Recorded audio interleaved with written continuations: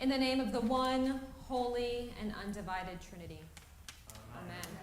Please be seated.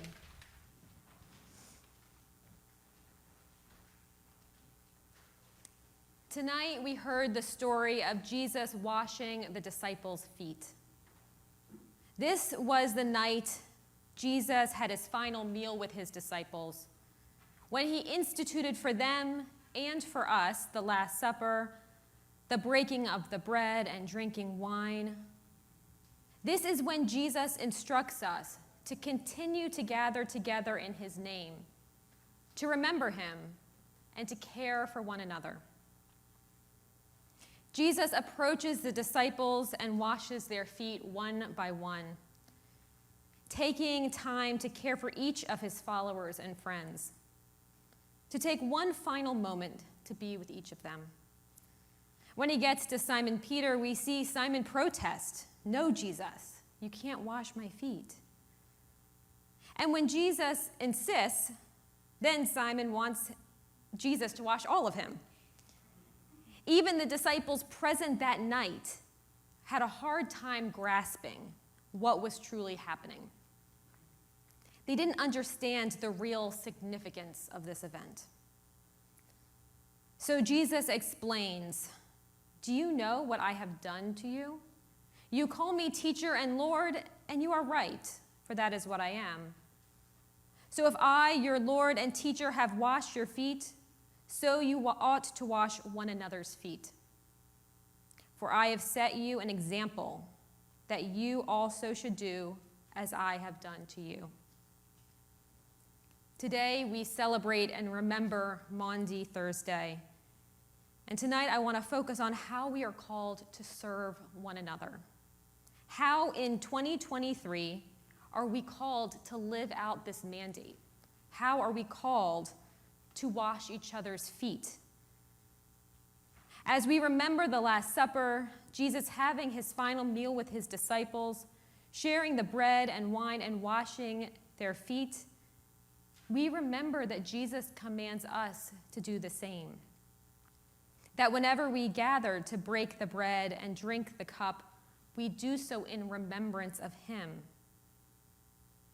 Today, above all else, we are called to remember everything Jesus did for us, and to, in return, do those things for each other, in remembrance, in honor, in unity with God. But of course, during Jesus' life, the washing of feet was a very practical act.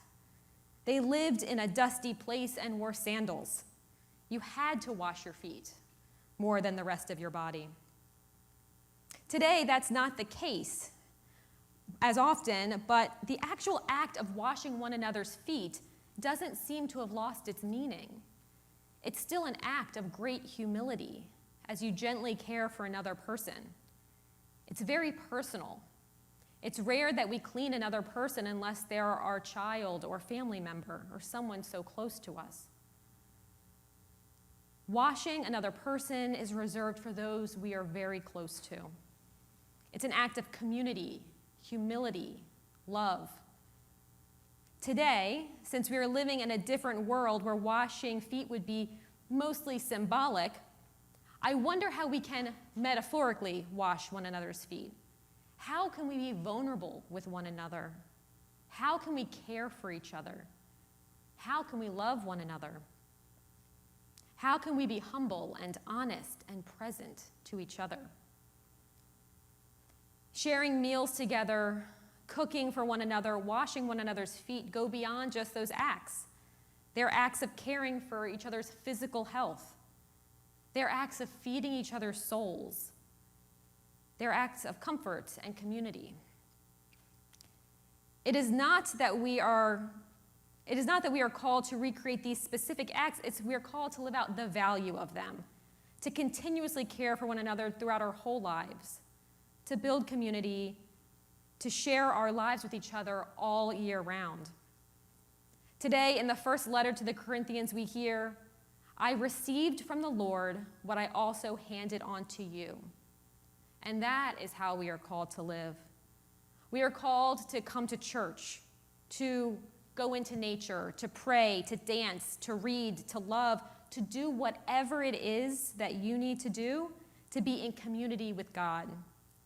To be so filled with with God's love, God's grace, God's mercy, God's acceptance, God's tolerance, God's forgiveness.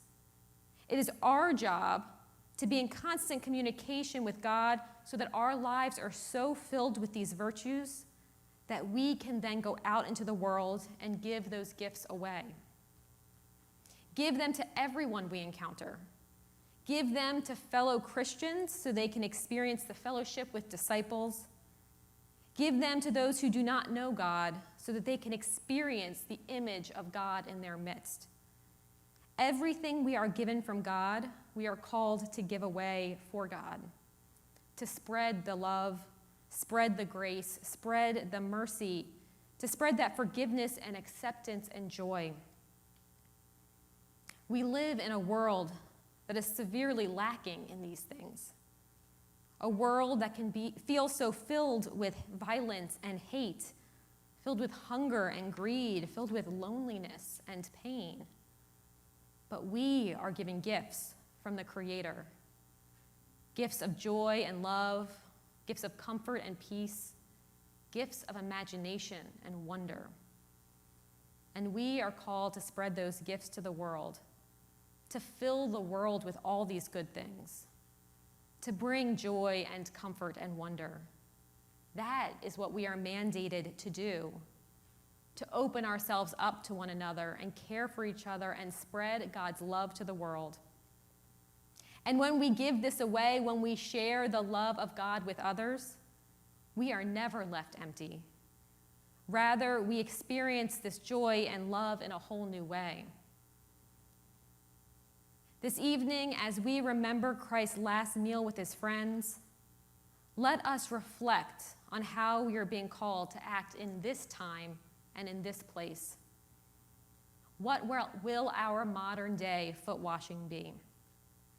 How are we called to spread God's love to the world, to love our neighbor, to care for all those around us? How are we called to humble ourselves, to serve? And of course, this will look different for all of us, and this will look different throughout our lives. This is a question we must continuously go back to and revisit.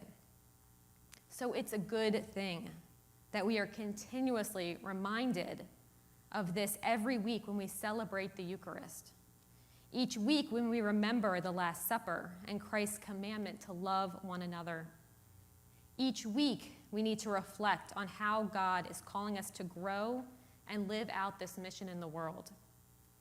Each week we must ask ourselves, how will we serve the world now? How will we love our neighbor today? I pray that as we continue to walk with Christ in his final days, we may reflect on how we are called to bring Christ's love to the world here and now, today and always. Amen.